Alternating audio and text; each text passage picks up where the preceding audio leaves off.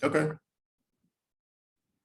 sounds good. All right, so first of all, thanks again for having us this summer to participate in the exam beat camp.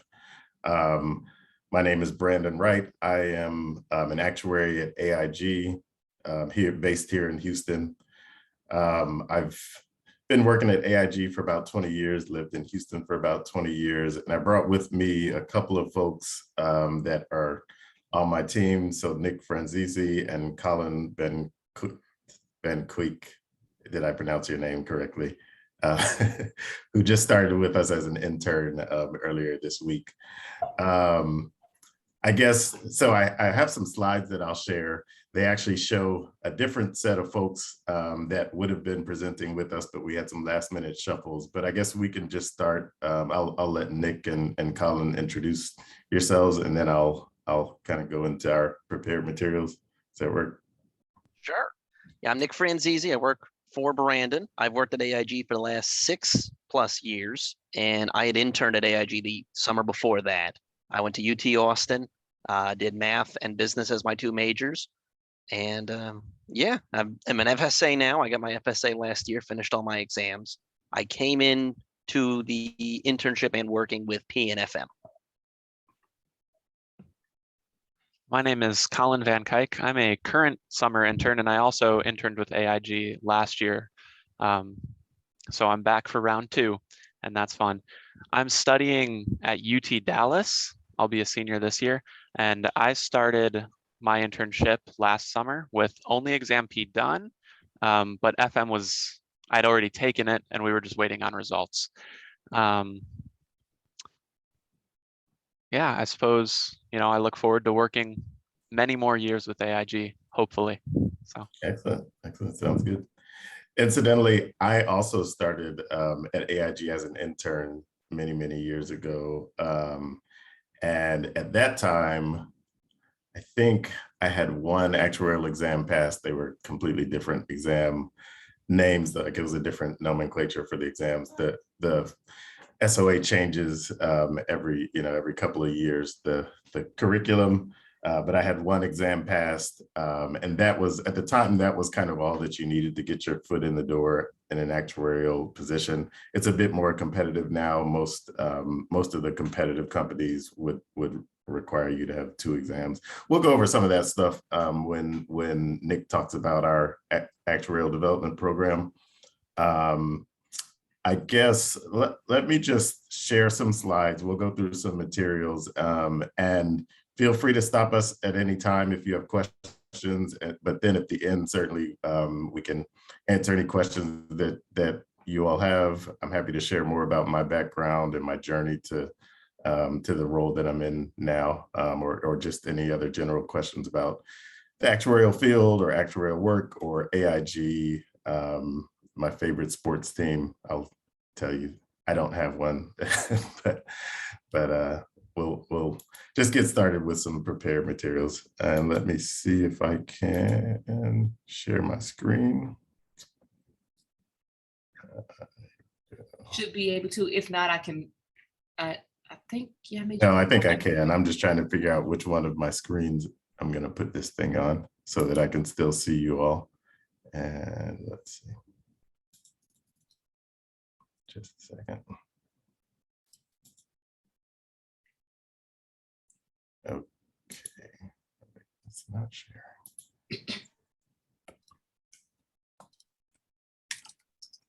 Where's my option to share? I'm going to share screen 2.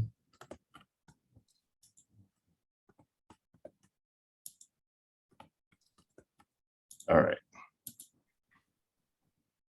Okay, that's not the right. Oh well, this works.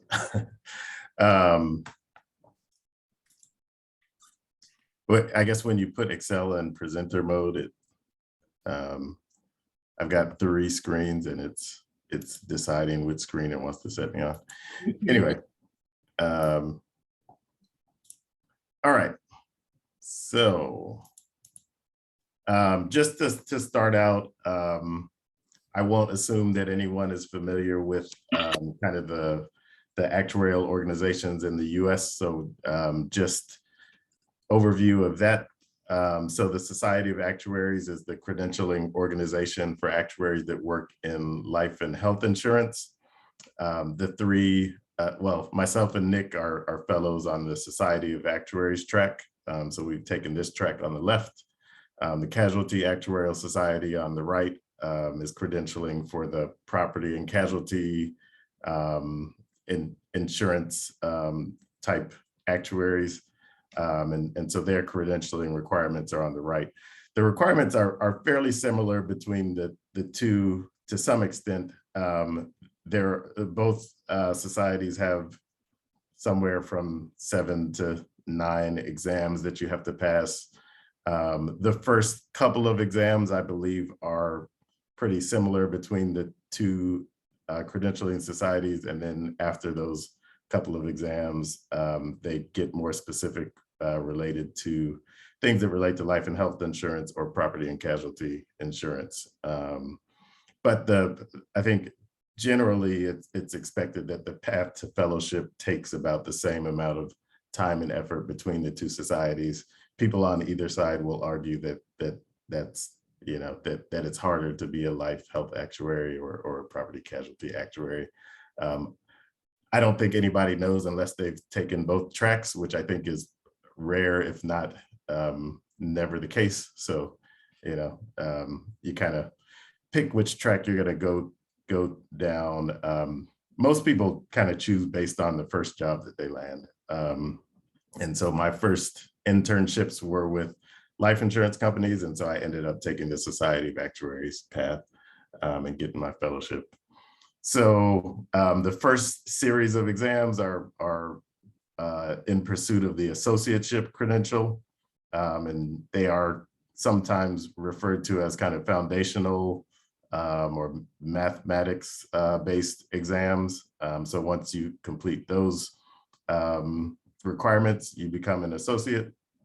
And then you at the last 3 exams and modules that are included and professionalism course are considered kind of the advanced exams and are really specific to whatever industry you intend to work in. Similar kind of structure on the Casualty Actuarial Society side. I'm going to ask Nick and Colin to chime in if any of, I think these, like the requirements are up to date. I've been away from exams for a while, so if I've said anything incorrect, Nick, Colin, could you guys correct me?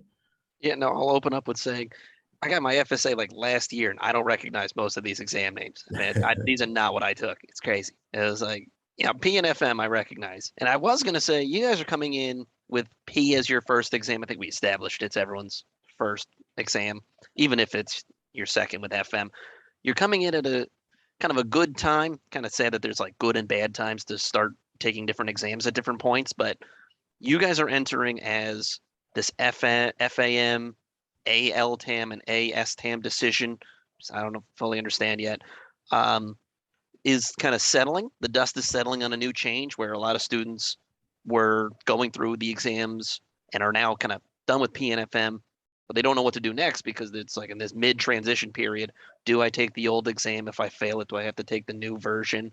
How does this all work out? So basically, once you guys pass P, and then next is FM, really should stick to those 2 as your first 2. You can hit the ground running with whatever the current system is and be sure that that's what you can run on, kind of through the remainder of your college and then early beginnings of your career step. It's kind of nice that you're entering at a point where the path will be settled, at least for a little bit.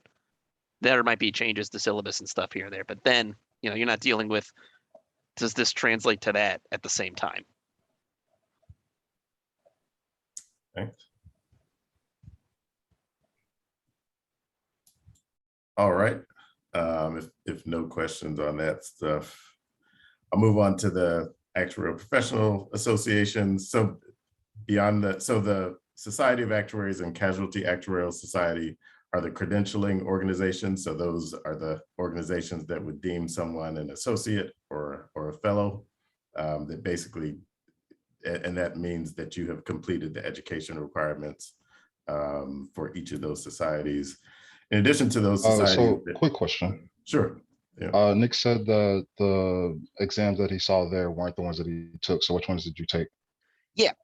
I think I can translate these one-to-one. That FAM, I had taken what was called IFM. It's still the same. They're the same kind of material and they dance around a little bit. And I see some nods. Some people recognize the dancing. And then that ALTAM used to be MLC for me when I took it, which is kind of the life contingencies. That's your intro life insurance, the core fundamentals you need there.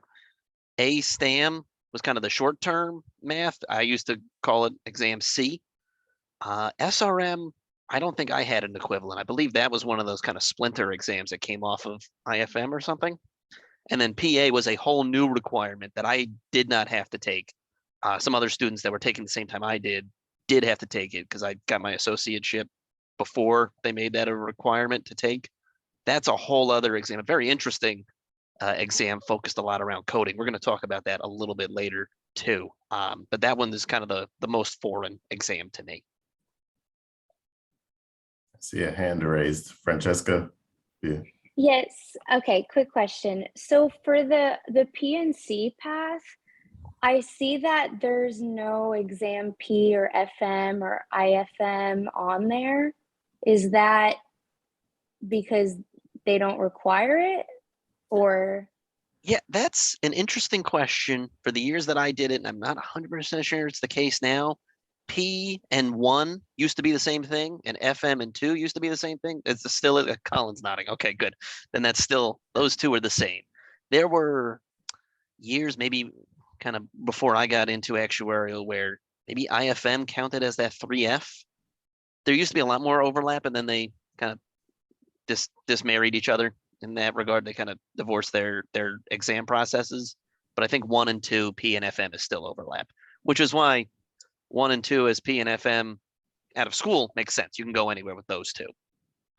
Yeah, hopefully you're not taking an exam in one track and working in the other. If it's one exam, I think it's okay, but P and FM as a fundamental should do well.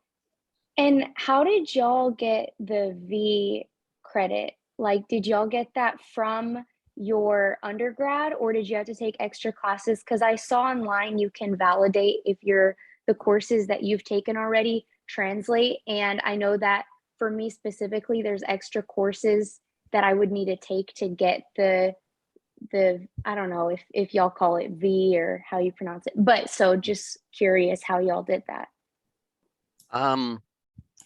Yeah, Colin, do you want to go ahead and give your answer first? Yeah, absolutely. And I'll touch on, I think I can touch on a few things too. P and FM do correlate 1-to-1 with exams 1 and 2. Okay. And then everything after that in the SOA list is just about brand new. So you'd want to do your research carefully to see where it starts to formally split what correlates. That said, I did not know this when I was first applying to jobs. If you are applying to a PNC actuarial position, change your resume to say that you've passed exams 1 and exam 2, because they may or may not recognize P and FM. Yeah. On the other hand, if you're applying life and health, make sure your resume says that you've passed P and FM. It's a small detail, but it matters a lot. Yeah. As for the V's or VEEs, there are different things that you can do. And it's university specific. So a professor usually has to approve a course.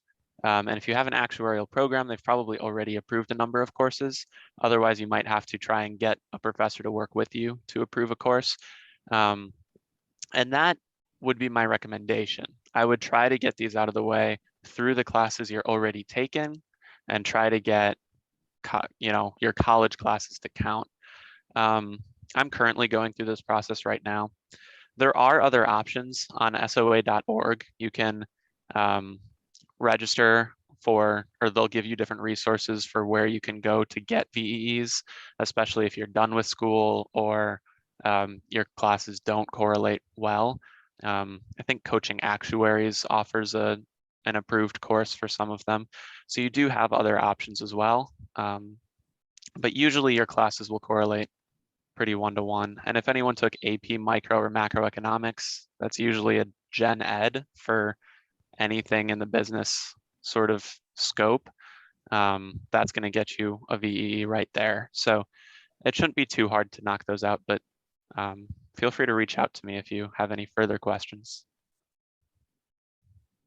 I didn't know about the AP credit. That's cool. Yeah, no, That's awesome. excellent. You can start your career in high school. It's wild. And just to be sure, did we say it, because I don't know.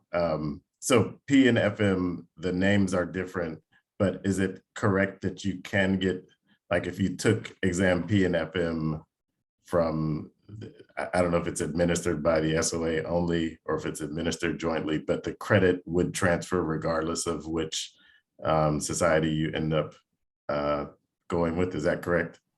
Yeah, it transfers one-to-one. I don't know if Yeah. there's technically a process. All three of us are on the SOA side, guys. So you might have to submit a form or something, but it is one-to-one, and Okay. there's not an issue between those first two for sure. So Yeah. I think we've all taken those same two exams at different stages in like the actuarial relationship between the SOA and the CAS. For me, it was, I didn't have to fill out any paperwork. The name was P1 and FM2. Like you would just put both on the resume, but Collins one, you Yeah. might have to do something. I don't even think they distinguished in your time, probably, Brandon. It's No, just- yeah, I was gonna say, Nick, so the history of it is that the two organizations really used to administer most of the exams together. And there came a point when there was kind of a rift in the organizations about credentialing, and they decided that, you know, one organization would go its own way and the other would go its own way. So when I took the exams, it wasn't just the first two exams, it was like the first 5 or so exams that were shared between the two organizations. They had the same names, and you know, there was nothing that you had to do to get them to translate between the two organizations. And then when the split happened, I think they kind of came up with different naming, but still used some of the same exams. And now apparently they've completely split the exams, but require you to. I would imagine there is some process to go through to get credit for the same exam. Is probably like a form or something like that. So, but do your research. I guess for now, focus on just passing the exam, getting it out of the way, finding a job or an internship, and then you can worry about getting credit for all of it later if you need to. Yeah, and also make sure you enjoy the content, because exams P and FM, they're the first, and everything after that is built off of exams P and FM. So if you're sitting there and you take exam P and you take exam at FM and you hate it, like, you might want to, I'm not going to encourage anyone to do something else. Like, I want you to be actuaries, but if you hate what you're doing, don't take 6 more exams. Like, For sure. That's Good fair. point. Yeah. If you hate both, especially, like when I went through it, there's always like a little bit of a preference between the two for people. There's some folks that like FM and its material better. I was in the business school and that kind of lined up with what I was learning there, and I enjoyed that. And the P stuff was more of a struggle for me. And then later, IFM, FAM, I guess, was something I enjoyed a lot. And then C made me cry, and we'll talk about that later. And that was that half of the actual career that I was not a huge fan of, but then it kind of merged, and MLC/AL TAM was good for me. But yeah, if you don't like both, and if you don't like studying for math tests, I don't know, you shouldn't be here. Isn't that? I'll be honest with you. But if you guys are here, you've committed. I have confidence. Sure. Yeah. Hopefully that answered your question, Francesca. Oh, yes, I got lots of information. Thank you. All right. Any other questions about the credentialing organizations or the exam process?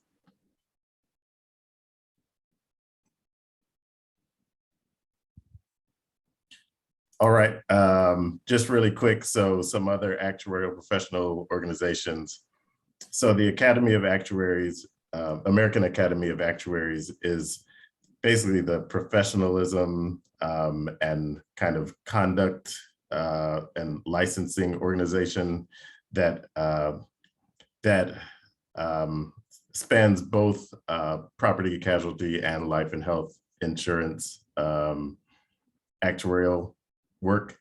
And so actuaries that are credentialed by either organization typically have the designation of a member of the American Academy of Actuaries. And this basically says that we've taken professionalism courses that have taught us how to act professionally as an actuary, to act responsibly and with the interest of the greater society at hand. And so it's kind of like in other professions like the bar association or in the medical profession, whatever medical boards that doctors need to get certified with. This is the organization that if there were some type of misconduct or malpractice performed by an actuary, this is the organization that would discipline actuaries as well. And so we have to take kind of continuing education that is required both by the societies of actuaries and the American Academy of Actuaries on professionalism. Gamma Iota Sigma, I imagine if you're at U of H, you're probably familiar with, is an international risk management, insurance, and actuarial science fraternity that's located on most campuses, including U of H. International Association of Black Actuaries and Organization of Latino Actuaries are both organizations that are focused on promoting diversity, equity, and inclusion within the actuarial profession as well. So just making you all aware of some of the other organizations associated with actuarial work. Any other questions before I turn it over to Nick to talk about AIG's opportunities that we have available?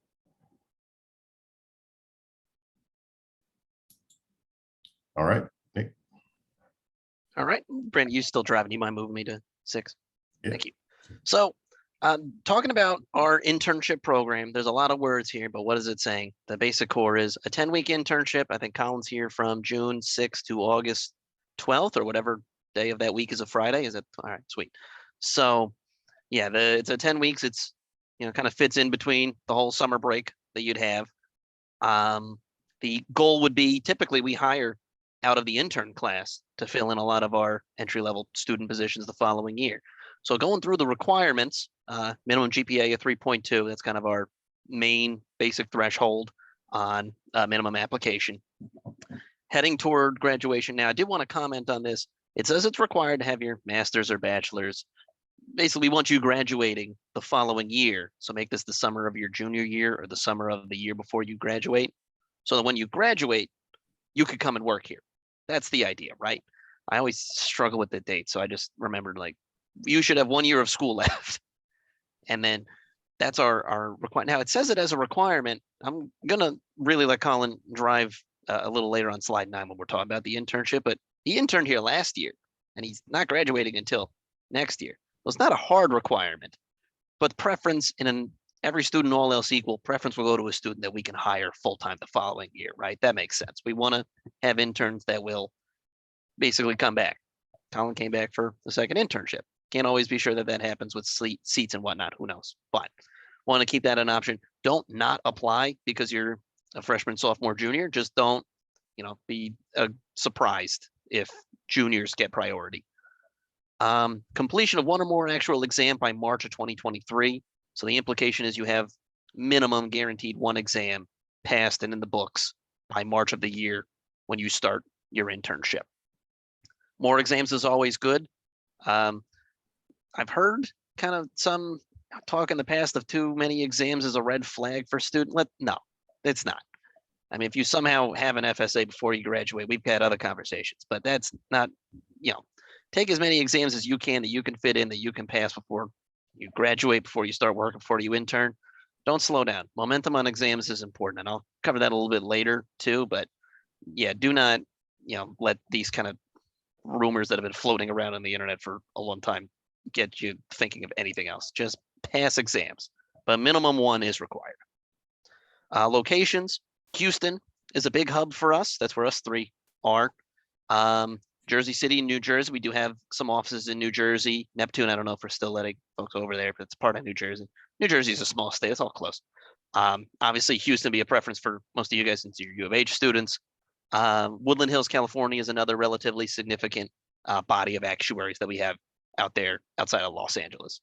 Application, career/aig.com/career/students. Usually throughout the year, we have other recruiting events too. So we have, all kinds of opportunities to meet us, but take advantage of the time you got now, Okay, that's all I had on this slide.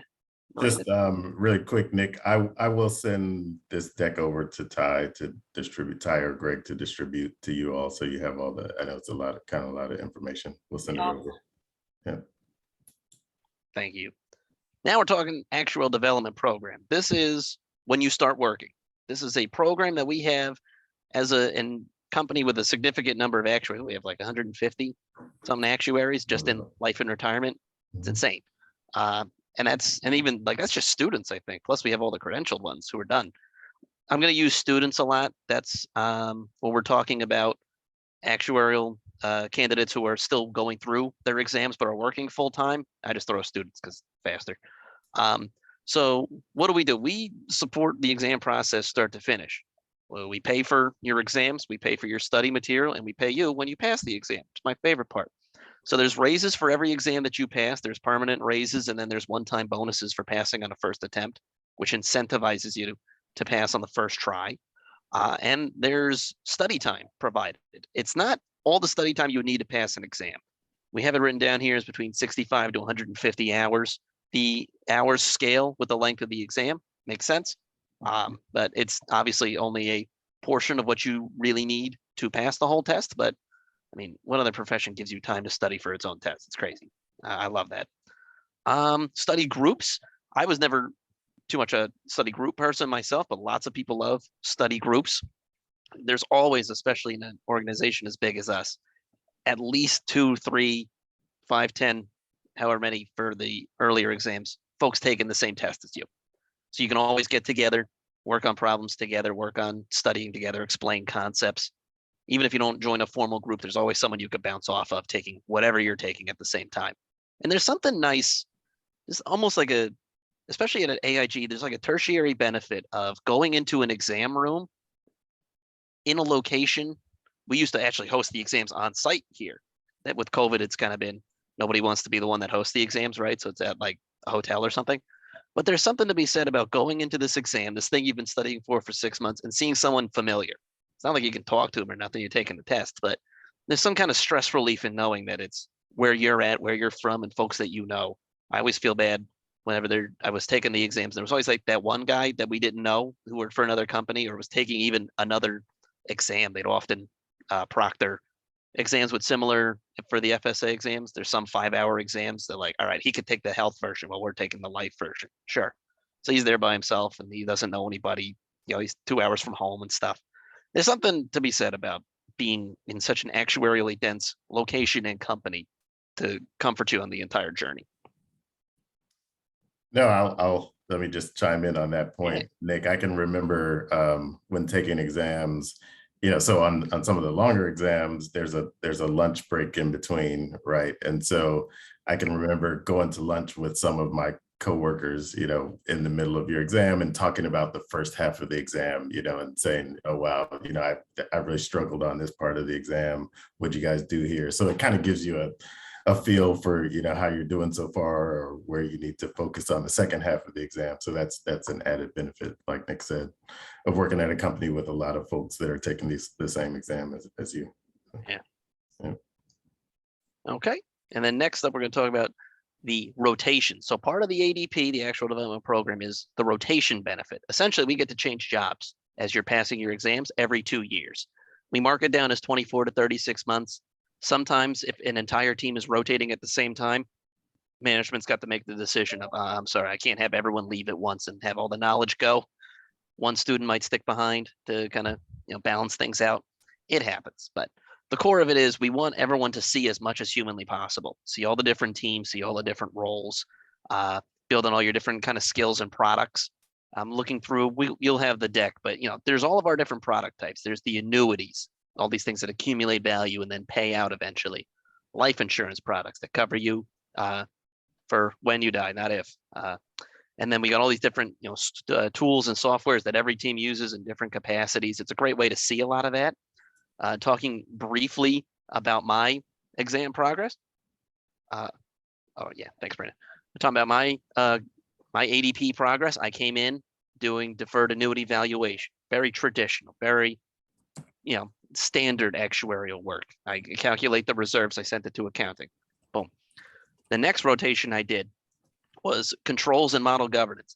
That was like a new team. We haven't even heard of it before. It was all this like a dedicated actuarial team for setting up our controls for all of our actuarial processes.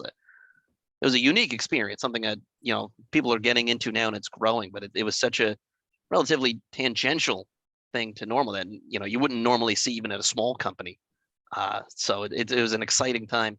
And my third rotation was on the team that I'm in now. When I got my fellowship, I promoted into a permanent position here with a life chief finance actuary group. So I basically do, I always, for ease of explanation, we're kind of like a little internal consulting team that answers any and all kind of whatever questions come up about life insurance related products.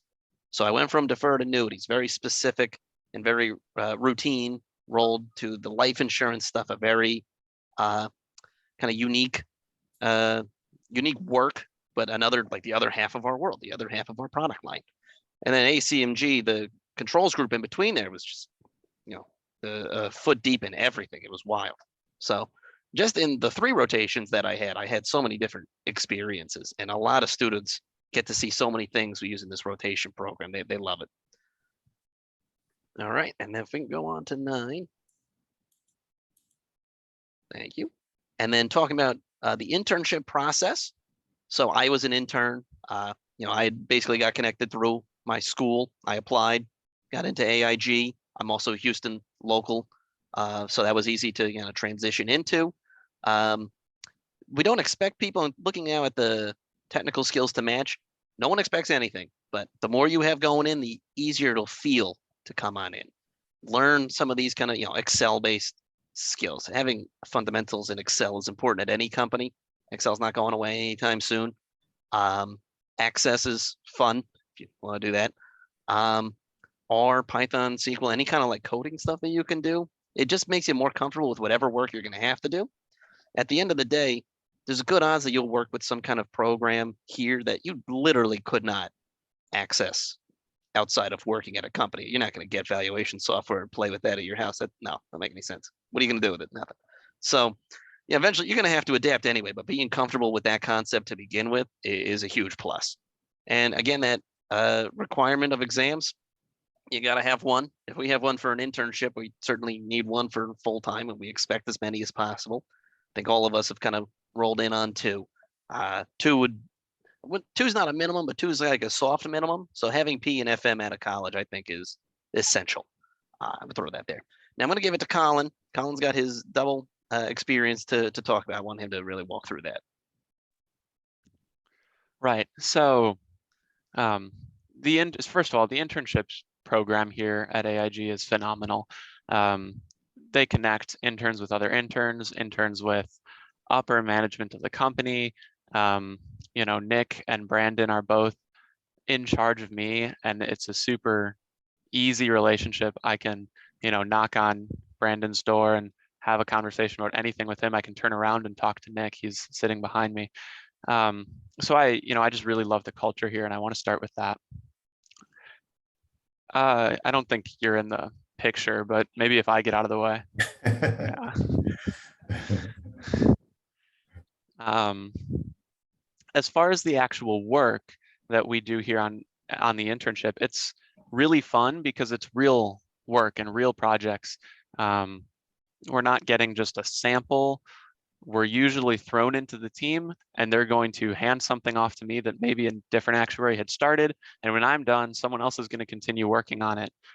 So it's cool to see that big picture project that's not just, 2 weeks, we expect you to have something cute to show. at the end of it, it's a real work.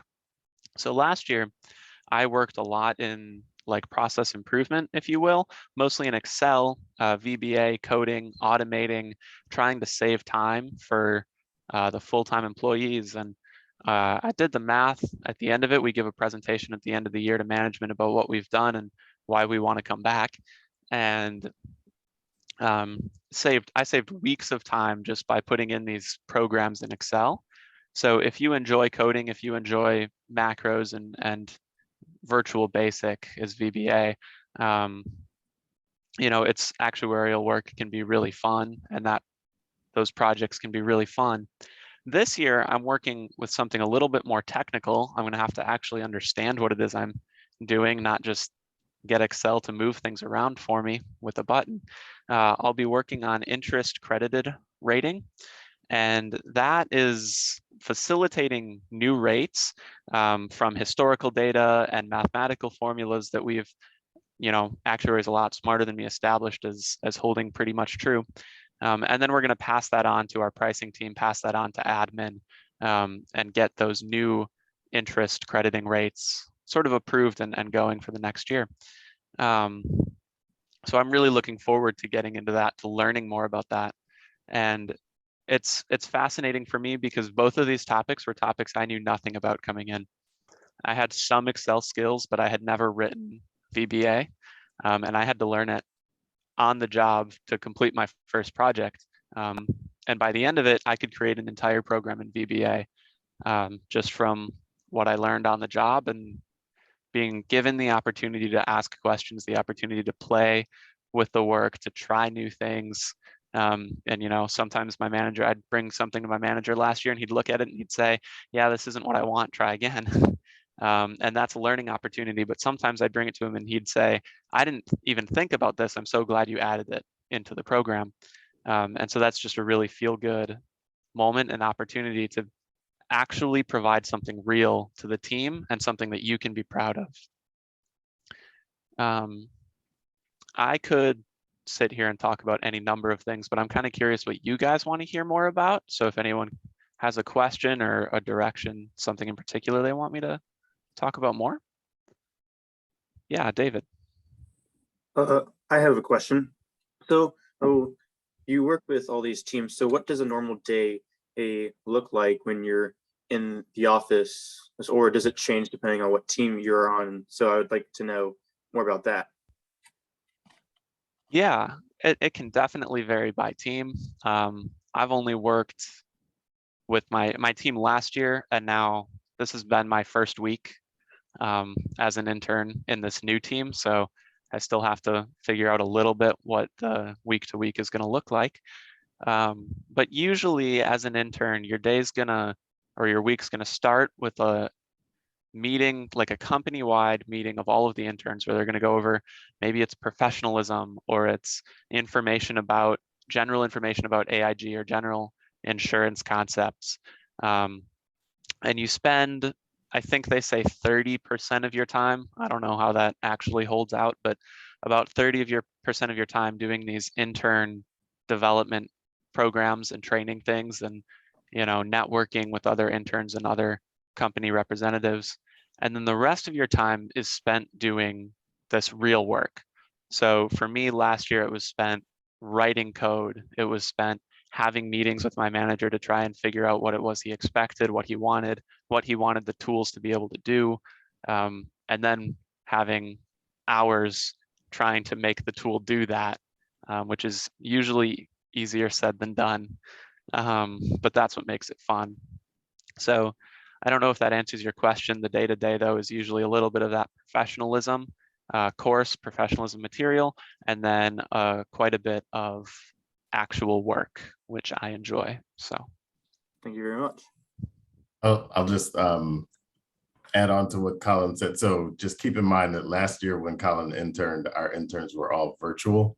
So this year, Colin has been in the office for a week now, and people are starting to trickle back into the office. But I hopefully your experience will be a little bit different this year, being in the office with people, though there's only a handful of us actually in the office. And, you'll have some interaction and get a closer view of what some of the other interns and full-time folks are working on throughout the day. So. Yeah, I've certainly enjoyed it. I'm already enjoying being in the office and seeing people, and maybe don't tell last year's manager, but I think it's been a lot more fun this way too. So Yeah, I was gonna say, I mean, our interns last year were just like, virtual can only go so far, right? It's a reality and we have to accept that. We have to work around it, but it is different not being physically able to see and ask a random one-off question to your manager, to a neighbor, to even going out to lunch. I mean, it's just, it takes that whole element out of it. It's an interesting dynamic, and you have to follow what opportunities you get. And if it's virtual though, just understand like the difference there. But you go to apply to AIG in Houston, you can come to this office instead and solve that problem for you. Look, I'd say look for opportunities to be in person, look for jobs that are in person.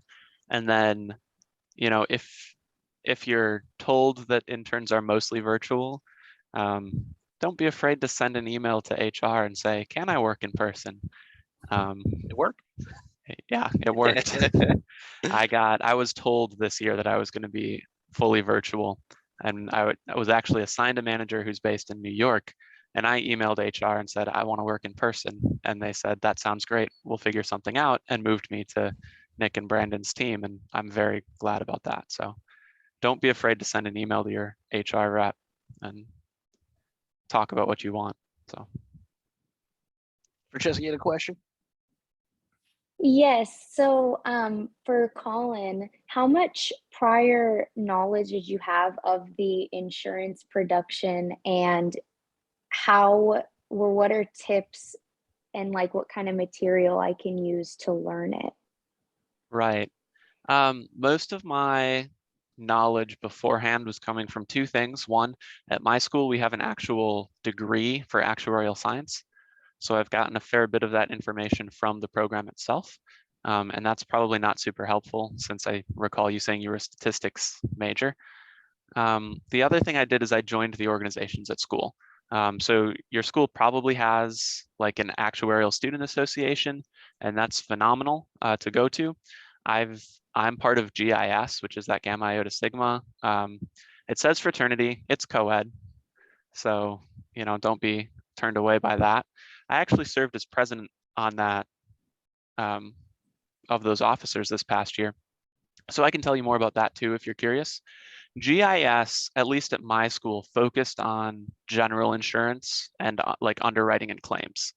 That was the main focus. So I got the opportunity to meet a lot of local underwriters and other insurance type people through GIS back in Dallas.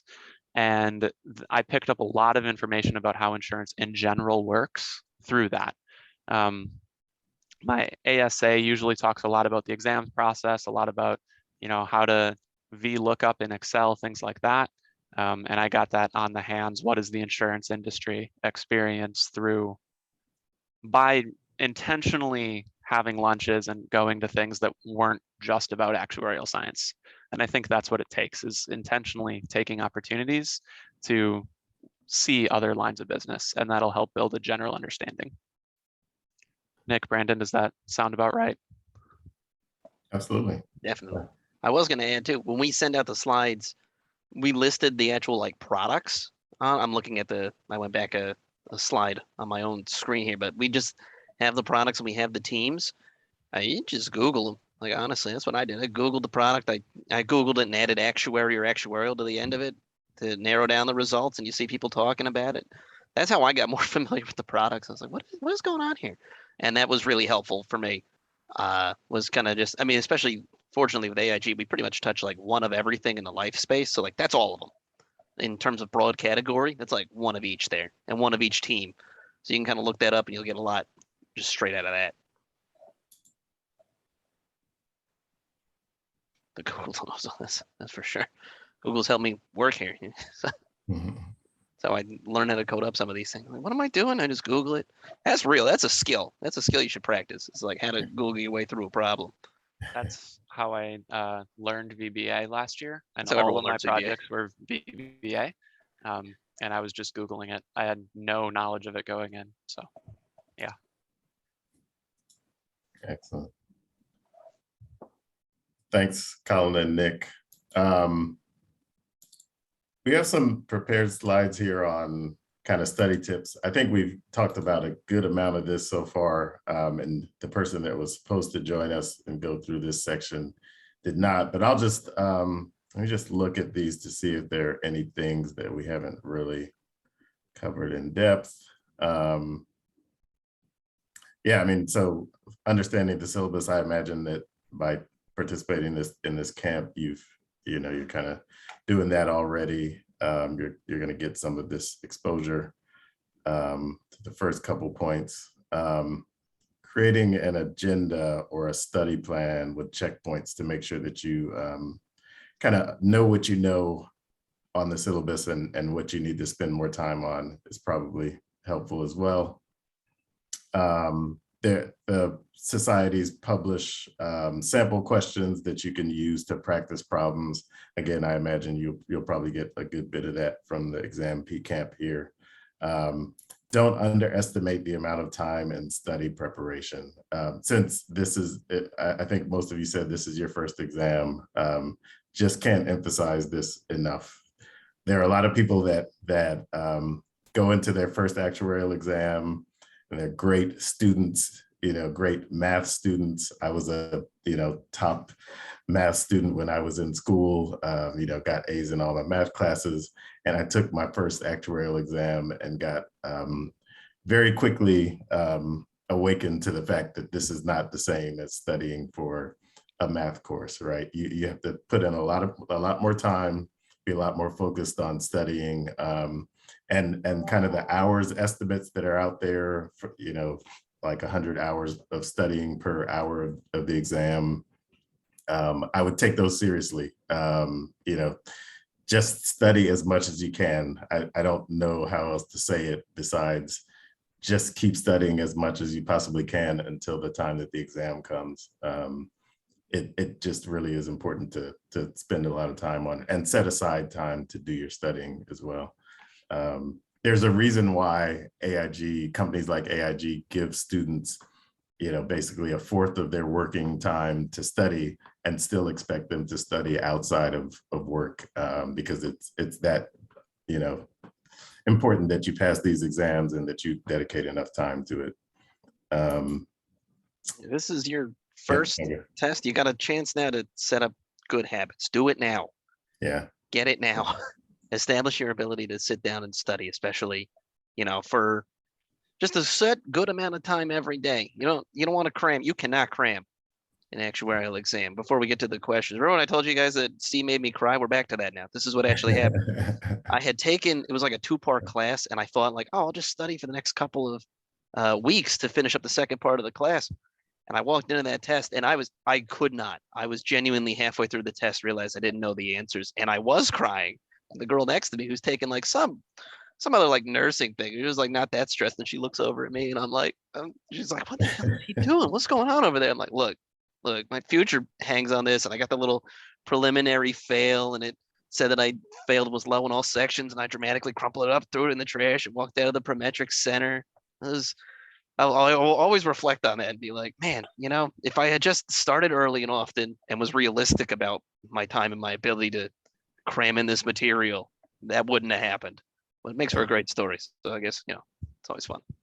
For sure. Okay, you guys I want to ask a question with you guys about the amount of time to study and the preparations with regarding to the camp. As it's set up right now, I don't believe that is something that we are actually focusing on with our participants. And I was wondering if we were to ever extend the camp, how much time do you think we would need in order to help our participants with the time frame? How long is it now? Kind of like start to finish, the hours? Can you quantify that? It's like, how many sessions is it, Greg? There are, I think, sessions. about total 16 sessions, 3 hours apiece. So Is it like once a week? No, it's 4 times a week. Yes, 4 times a week. So I was wondering if we could extend it an additional week, or we need 2 weeks just to focus on getting our participants in the habit of, test taking. So I do have scheduled. So this first seminar usually only takes an hour and a half. So actually, there is a worksheet that's about 15 questions, which is about an hour and a half's worth of test time for today. And then also at the end of the camp, there will be a 3-hour sit down. And can you actually sit here and do it? Like a real Yeah. run, essentially, right? Yeah. Yeah. Nice. Right. I mean, I think that your guys' time is good. The reality of the working world is that, you can't give us the 300 hours. My company couldn't give me the 300 hours to study for this test. And not to put the kibosh on P and FM early, but they are described as 300-hour exams, and they're probably not. Still something like 200, 250. So like Brendan said, if you're giving me a quarter of the time at work that I would need, and I had to do the rest at home, and let's say 48 hours, you said I'm going to round to 50 is a quarter of 200. That establishes the pattern early now for students to fill in the rest on their own. I think what you guys are doing in this time frame is wonderful. Now, of course, in the working world, I had 6 months to fill in those hours. It's a little different. You guys are kind of front loading that 50. It can't be helped. But I wouldn't say you need more to extend particularly. I think you're in good space with that as it is. I don't know. I mean, more is always better, but if it logistically doesn't make sense to add another, I wouldn't go nuts. But hitting that sweet spot of giving students enough of your time and your condition prep and letting the rest go, that just establishes the rest of the career, right? That's my thought. Can I jump in? Something Sure. for the students here. And this is personally what I would do, how I would think about this. This camp, from my understanding, is going to teach you the content, and it's going to teach it well, and then it's going to give you a practice exam at the end. And that's not going to be enough. And you should take more than, you're going to need to take more than one practice exam. You need to take like 5 practice exams probably, or more. So what I would maybe do, and what I would think about for students, if it's not too late, is to think about learning the content in this class, and then spending another month putting in the same amount of time, taking full length exams, hammering the topics that you struggled with in the class, right? Because the class is general, but you. So after the class, you can focus on the topics that you struggled with, and then take that exam a month after the class. And if you need to get coaching actuaries, adapt, or whatever in the meantime to fill that space, look, these exams are expensive, so go ahead and get the study materials and pass it the first time. But that's my recommendation, is don't walk out of this class and take the exam the next day. Make sure you plan on your own time to take care of the things you need to take care of. And yeah, the exam is 3 hours long, so you want to practice sitting through that, because if you're like me, that's probably one of the longest exams you've ever taken, and there's no break. So it's not like the ACTs where you spent 5 or 6 hours that day taking exams, but you had a break every hour. Yeah, that's my recommendation. Francesca, you had a question? Yes. So is this the type of exam where you have adequate time to do all the questions, or are you kind of on a time crunch? You need to really pace yourself, like the ACT, where it's like at the end you're guessing on half of them? So yeah, Brandon pulled up the Yeah, I pulled up the slide. I mean, time management is really important for these exams, right? So that's part of the benefit of taking a lot of practice exams, like understanding if, and I don't know if this is still accurate for the length of the exams now. Is that right? That's still that's still the current time frame. Okay. And so that's why the quizzes that we take at the beginning of each session, 5 questions, 6 minutes apiece, so 30 minutes, trying to get you, this is about how much time you should spend on each question. So, of course, tests are weird though, right? Some questions are going to take you a little longer, some are a little shorter. So it's kind of like an average type thing, but you should average about 6 minutes a question based on the time frame. Yeah, I was going to say, to answer kind of the time prep question, and like you said, some questions are longer. If you can, in your own practice, and you guys got a 3-hour exam to practice, and that's great. When I practiced on my own, I gave myself not enough time. It was a 3-hour exam. I said, let me see if I could do this in 2 hours. Because if I could do it in 2 hours and be pushing it, 3 hours, I'll feel great. And you don't want to walk into the exam with that being the hardest or tied for the hardest version of what you've done. You want that to be easy. You don't, when you go to practice in your sports, you don't practice so that the tournament is, you know, the end of it or as good as you will be. You want to practice kind of so that you're better than what you were going to beat, if that makes sense. You practice for the harder scenario so that the real scenario becomes easier. And then when you have to put in that extra effort, you got the room and the capability to do it. If you practice on, 6 minutes a question is great. And probably, for the quizzes that you guys are doing, stick to that because that's what you want to establish early. But when it comes time in your own, start doing 5 minutes. See if you can do 4 minutes. Aim for 3 minutes. And some questions will take 2 minutes because they're easier, and some questions will take 10 minutes because they're harder. When I'm in the exam, I'm kind of going over some of the bullets already, but when I'm in the exam, momentum is key. If you hit a question that looks like it's going to take you a minute, come back. Do not sit there on a single question. That is the worst thing that you can do. It'll suck your time. It'll suck your soul and your energy out of it. Just move on, knock out the easy ones. I don't think I'm wrong when I say that every question has the same number of points to it in these prelim. That's right, right? Okay, good. In some of the FSA exams, the questions will have point numbers and you'll know which ones are good, bad, and ugly, longer and shorter. But in these preliminary exams, 10 easy questions is as good as 10 hard questions. Get all the easy ones, cycle back through the exam, do your medium ones, cycle back exams, do the hard ones. Then you could spend the remaining hour on that one question that you have no idea what you're doing. And then you could pick C. And that'll work. In the exam itself, it'll show you at the, there's a review page that'll show you this question is done, this question is unanswered, this question is flagged. So you can use that. And the way I was taught, and I imagine the camp's going to teach you this or go into it a little more too, but the way I was taught was when you see a question, if you know how to do it and you can do it quickly, answer it. Okay. If you look at a question and you think you know how to do it, but it's going to take time, then you leave it on, you can flag it. Yeah, then you flag it. And if you look at a question and it's going to take a while or you don't know how to do it, just leave it unanswered. So then when you get to the end of the exam, you have all the easy questions that you knew how to do and you could do quickly, marked complete, right? And you have your flagged questions, which you knew how to do. You just expected it to take time.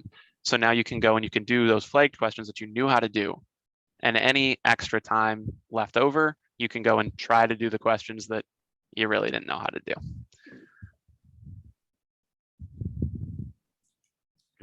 Good responses. I'm glad we had you here, Colin, because we did not have, we didn't have that flagging and, well, they were not computer based when I took the exams back in the dark ages. I forgot about the flag thing. That's smart. I always wrote it down on a piece of paper, like question 2, skip, question 3, maybe, but flags are handy. Just really quick, I want Christina Hamilton joined us. She's from AIG as well.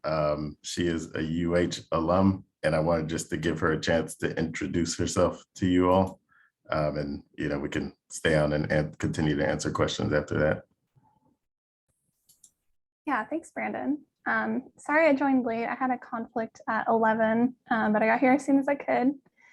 And I was really excited when Brandon sent out the invitation because I am a UH alum and I also went through the Exam P boot camp. So I've been in a lot of your shoes. But yeah, a little bit about me. I have a bachelor's in math and economics from U of H. I joined AIG as an intern in 2017. And I interned on the actuarial modernization team. So it was a very technical role.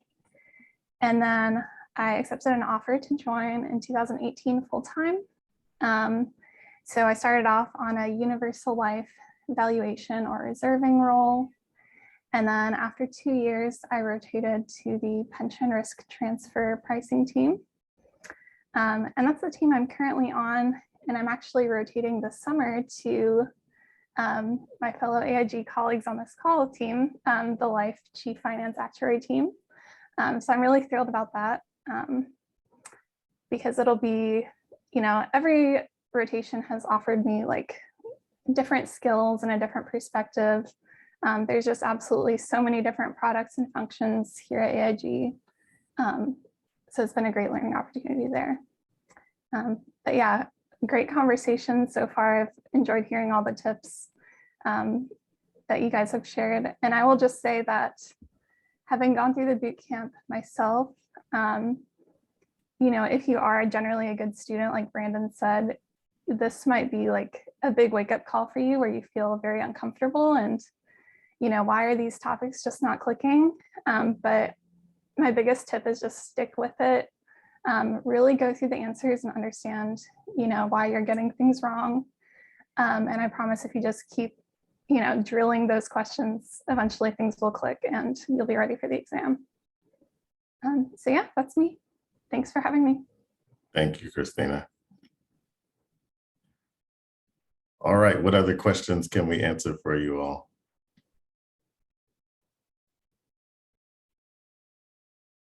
Francesca, go for it. Yes. So I just have one question that's, I guess, just kind of advice from someone that's already in the field, what you'd recommend doing since you do work with like a lot of students that come in. I graduate in December. Do you think that the best plan is still to look for a summer internship, or at that point look for some openings immediately, or like do students get hired entry level without having an internship at that firm? I guess, what do you, yeah. So it's tricky. It does put you in a tricky situation. I do talk to a lot of students that graduate in the fall. And so large companies like AIG do the bulk of our recruiting for people to start at the beginning of the fall semester. However, there are often one-off roles when people move on to, you know, to work at other companies, or we've created a new role or something like that, that come open for entry-level students. And so I would say, you know, if your goal, I mean, ultimately you want to be working full-time. If you're available to work full-time and you see an entry-level position posted, certainly go ahead and apply for the full-time role. You know, it does make it tricky if you haven't had an internship, but often there are cases where, you know, you're the person that's available and we need someone right away, and you know, and we would slot someone for that role. So, you know, if your goal is to work full-time, then certainly apply for the full-time position. If you are in fact open to internship, you know, you can indicate that on your application or when you talk with someone.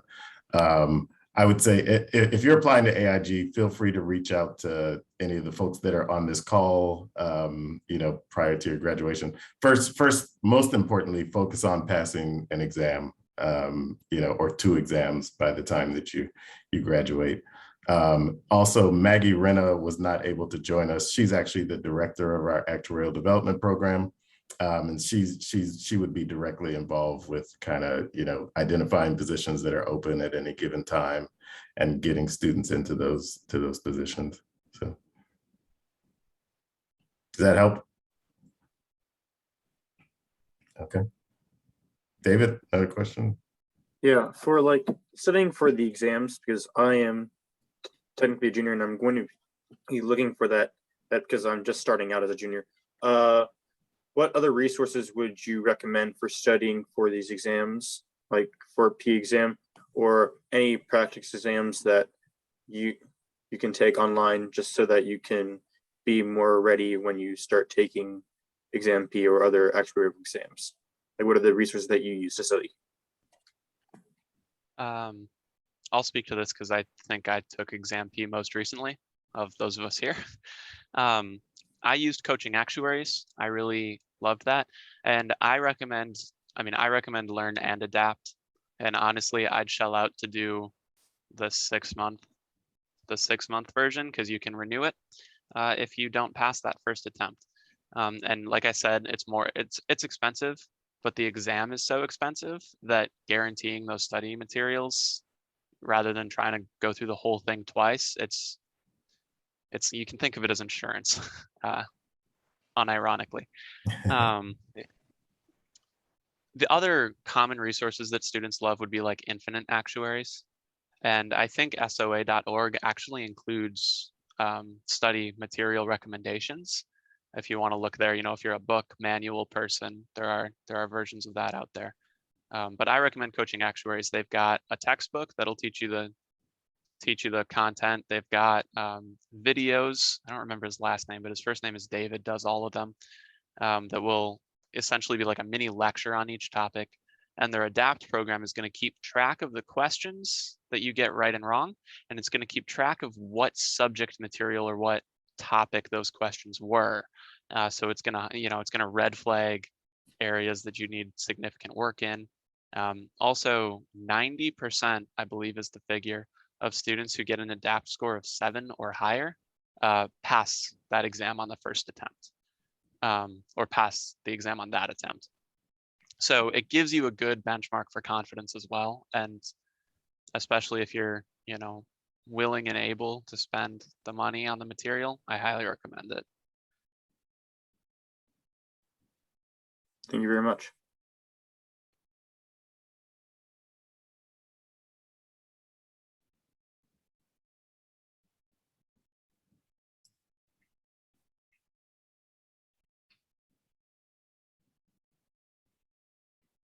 Anika? I was wondering if being a math or statistic major is necessary in becoming an actuary, because I'm an economics major, and I was wondering if I would have less scope in finding a position. There's no required major. Economics is a perfect way to get yourself into the actuarial career. The only thing really that matters is your ability to pass the exams. So I think you're well positioned to go into an actuarial career. You might even, I would imagine, like for things like the VEE credits, you probably would have had the courses that will prepare you as well. As long as you're comfortable with the concepts and able to, strong in math, I think you'll be fine. Thank you. We've had lots of switchers too from a variety of different careers. I think Christina was about to talk about that too. Usually it's math teachers, but there are plenty of teachers from all kinds of subjects that switch over. Lots of folks from other math adjacent fields that are like, I want to do actuarial instead. Lots of folks that switch up. Christina, you had a comment? I was just going to say, I actually had a roommate at U of H who got her degree in biology. And after graduating like a year or two later, she was kind of up to date on when I was taking my exams in school. And she kind of reached out to me like, hey, I'd like to learn more about the career, because she kind of found that her passion was really in math and numbers.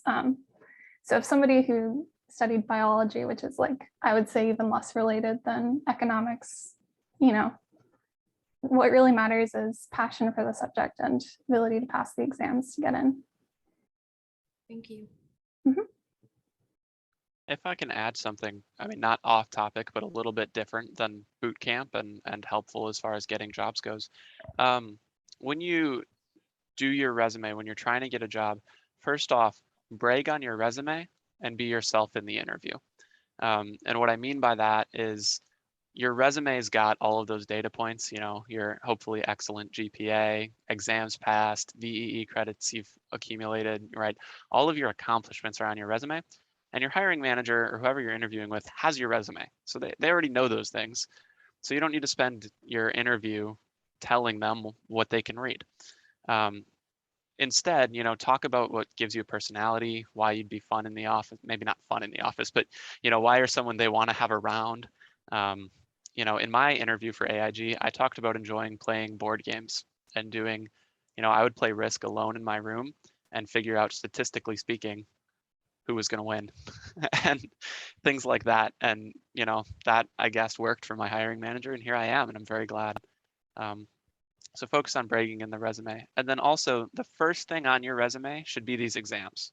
Once you've passed an exam, the first thing on your resume should be exams passed, and list exam P, passed, date, exam FM, passed, date, VEE, passed, date. And then you can do your degree and all that after, but that's what you want to do. Hiring managers look at a resume for, I think the average is 10 seconds.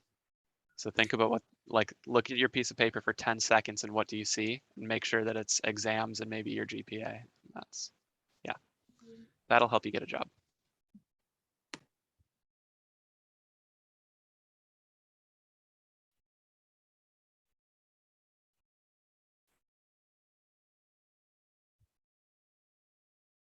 Anybody else? Any other questions, folks we haven't heard from? Anything that's burning on your minds? We got more time if we need it. Joseph or David, you guys have a question? Well, I came a little bit late, so I was more confused on what a VE is. So I was just kind of just Googling that on the side while listening in. I did hear that you could, I guess, talk to your advisor to see if some courses like you've already taken are VE credited. In U of H, would we just talk to our math advisor, or is there someone else specific for that? You can start looking on the SOA website. They have like a list of VE. Yeah, that's where I started. Yeah, Um, they have a full list, and they also indicate when it's expired as well. So for how long you can take the credit, and and when, like if you took it a certain class next semester, that course may have counted for VE credit maybe 2 years ago. So they have the expiration dates as well. And U of H is, I hate to say this, but we're kind of bad with that, because when I began to look at a lot of our math courses, it was a long process where we had to get our math courses approved for VEE credit. And during that time, I began to look at the other courses that were outside of our college, and their classes had been expired for years as well. So it's like if someone in the department or in the college is not on top of that, it'll easily expire. And so now that they have new content, some of the courses that applied for VE or you could get credit for VE credit, they're no longer applicable. So yeah, that's something that we have to constantly keep up on. Yeah, let me quickly add before I get to your question, Francesca. I had to, in my business program, like it was a bit of an advantage that they had some of my versions of the class, but not like the version I took. So I had to like email them. Do that sooner rather than later, before like, the professor retires or you don't know who he was or you can't contact him or anything. So that was, once I got in contact with him, it was quick and everything. But before that, I was like, oh my God, is he still here? Does he know me? So, but he did. So it worked out. If you guys would like, I can show you where to look at all that and how to go through that. I did it literally like yesterday. Hey, it was approved today. It's crazy. Yeah. Is that something you guys want to see or no? Sure. Okay. Francesca, you had a question as he pulls that up. Yeah, quick question about the VE actually, because so when I looked, there's like 4 different categories that you needed to get credit in. One was like math, and one was accounting and economics and finance. And some of the courses at U of H that provided credit are like 6,000 level courses, which is, you would have to be like in your master's to even get credit for that. Or, so I'm confused, like, does that mean after I graduate, I would have to like just keep taking classes in order to get credit? No. That's a good question. So the classes that were in there, I'm assuming 6,000, like you said, masters. UT had a different like number system. So Seniors like 4,000. gotcha. Okay. So probably what happened was that some student that was doing the masters at U of H applied to have that class added to the list. So you can either add yours or use your version, something that you took that was close, or I think Colin's going to take us now to finding the version. I'm assuming you already know where to go, but finding the version of your class that you've taken that fills one of those VEs. But yeah, you don't have to take that. It's just someone already approved that one. And Yeah. you can also petition, Francesca, you can also submit a petition to the department and say, hey, even though I'm an undergraduate student, or I'm a non-degree seeking student, after you go ahead and obtain your bachelor's, I'd like to take this course for VEE credit. So you could do that too. But Nick's suggestion might be better. Yeah. Try and make them take it first. Mhm. take a look at this list too, you know, and fill your elective classes with these. You know, if you're not going to naturally take these classes, you know, statistics major, if you have room in your schedule, take economics 1 and economics 2 and get the VEE, even though you maybe don't need it to graduate. Okay. That's a real option. So the way you do this is SOA.org. I went ahead and logged in. You can create an account for free. And then education and exams, VEE. So it's real easy. You can also look at the exam, you know, information on the exams here too. And then they're going to give you the steps. You do have to pass 2 exams first before you can apply. Obviously, class credit remains on your transcript, but before they'll give you the credit, you do need to have 2 exams passed.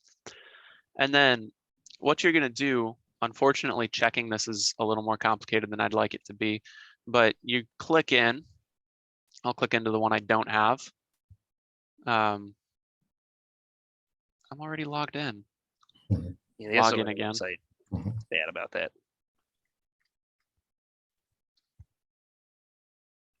Sorry, Your username is way more professional than mine.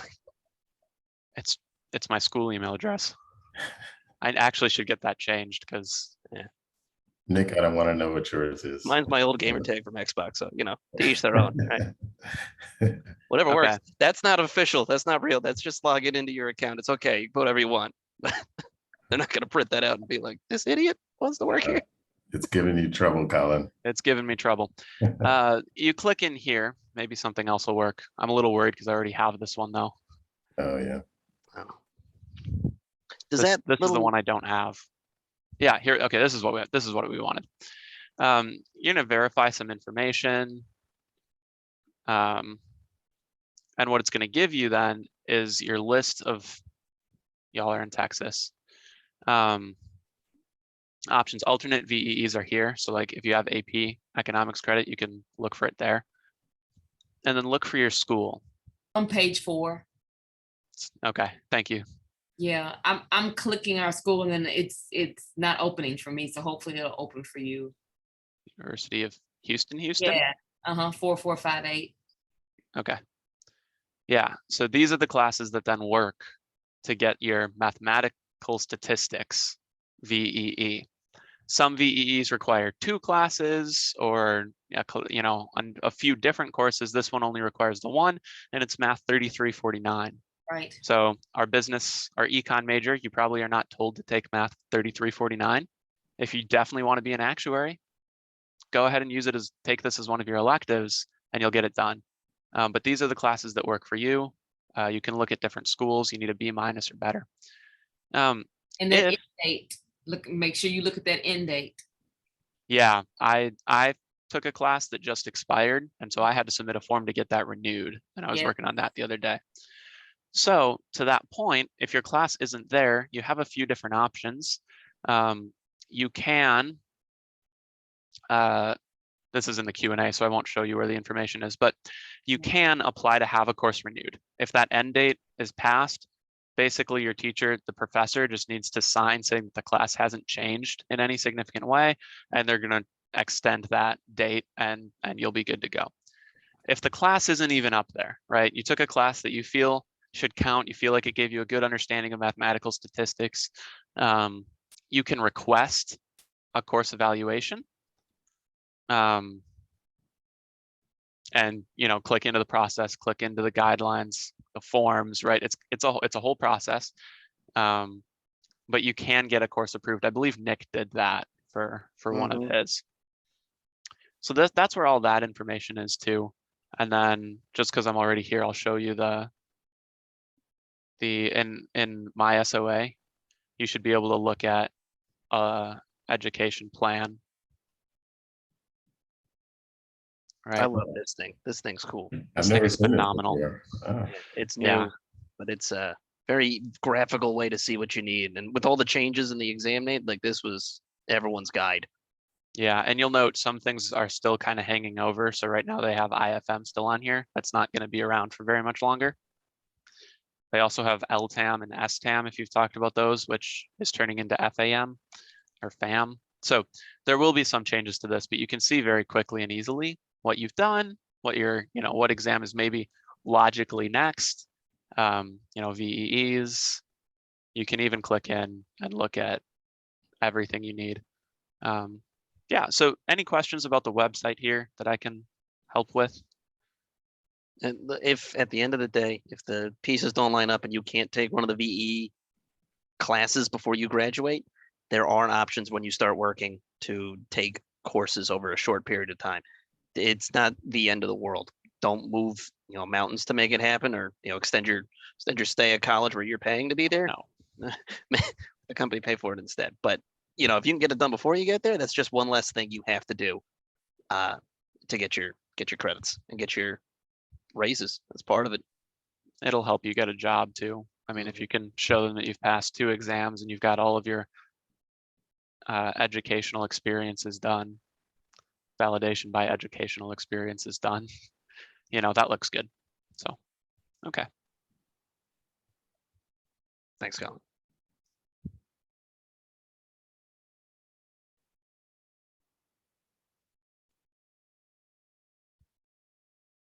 Got probably time for one more question if anybody has one.